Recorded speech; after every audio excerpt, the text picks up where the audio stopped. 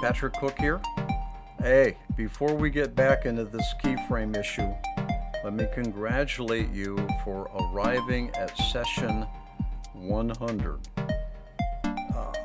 I had no idea that there would be this many sessions for our Mandelbulb 3D Tutorial Series.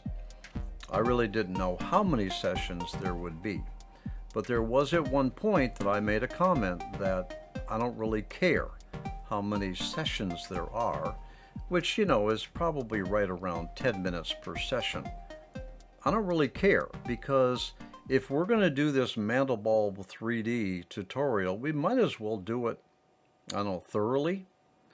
And I am showing you everything I know about the Mandelbulb 3D based upon my experience. And I'm showing you tips and techniques and workflows and how to deal with issues. And that brings us up to, in session 100, that brings us up to perhaps the most difficult aspect of working with the Mandelbulb 3D software is making your keyframes so that you can do more than a simple fly-through, where you can actually do very complex animation movements.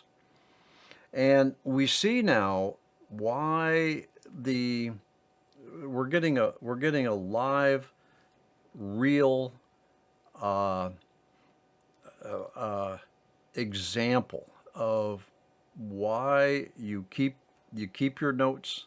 You keep your notes on the keyframes, why you don't go too far in before you're confident that your last pattern of animation movements is acceptable.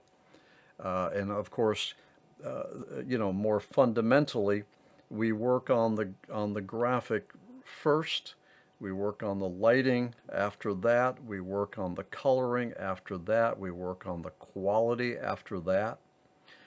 Then we get into the animation, and we are careful to not pop out these keyframes. They're easy enough to make.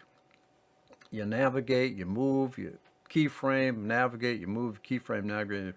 And before you know it, you're 20, 30, 50, 100 keyframes in, and you've got a problem way back in keyframe number 5 or 10 or 15.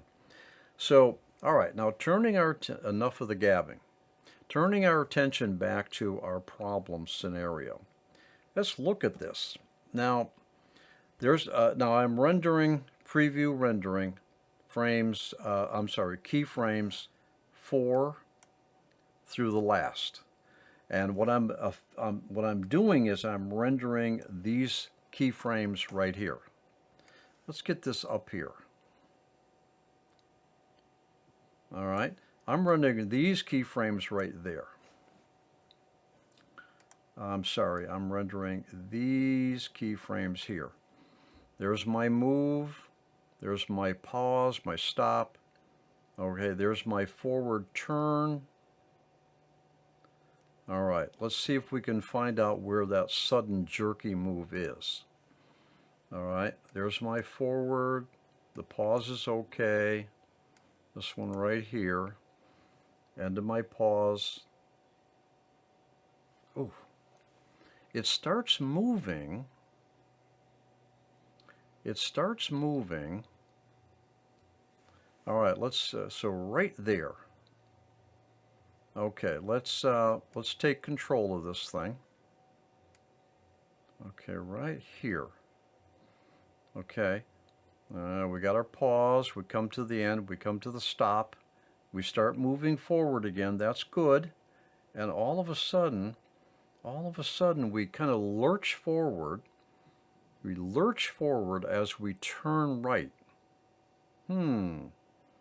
Okay, but our bank is okay, you see? You see how the bank is okay? The bank is fine.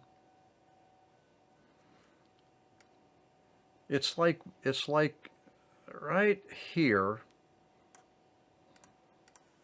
at frame 1017,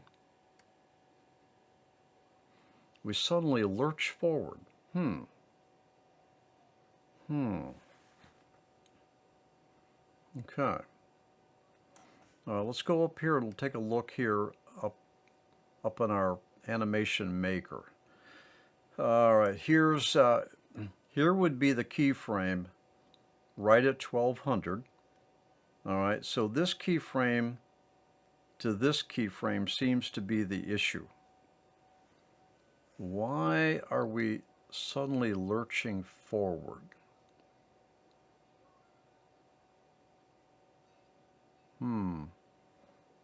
Okay.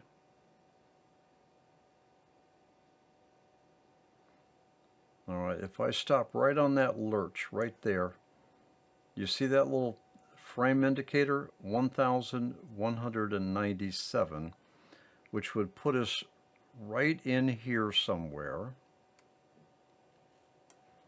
It puts us, the lurch is occurring right at 1200, right there. So the lurch is actually occurring in this keyframe here, which is set to 300. I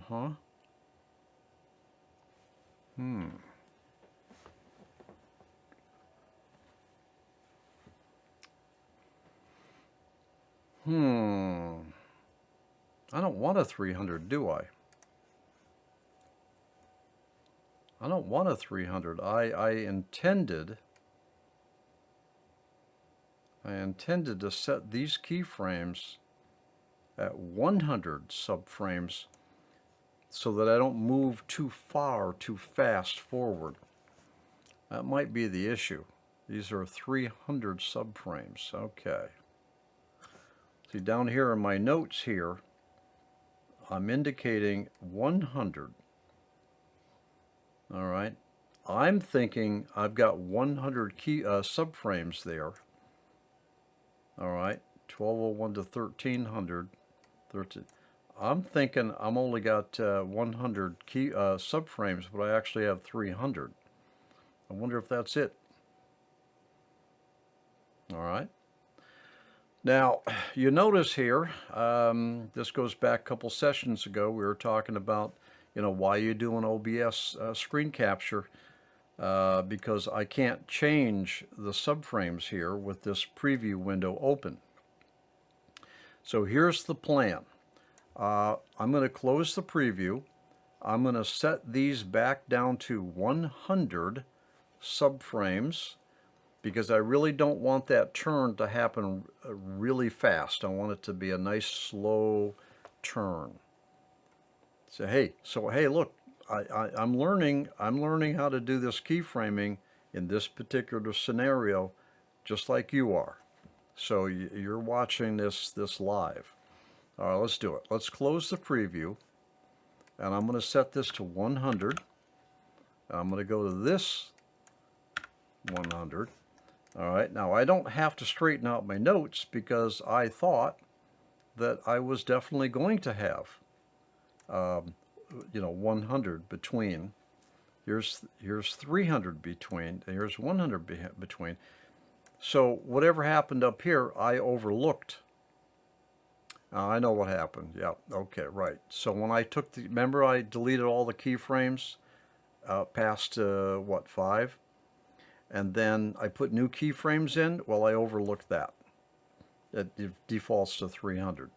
So that was an oversight on my part.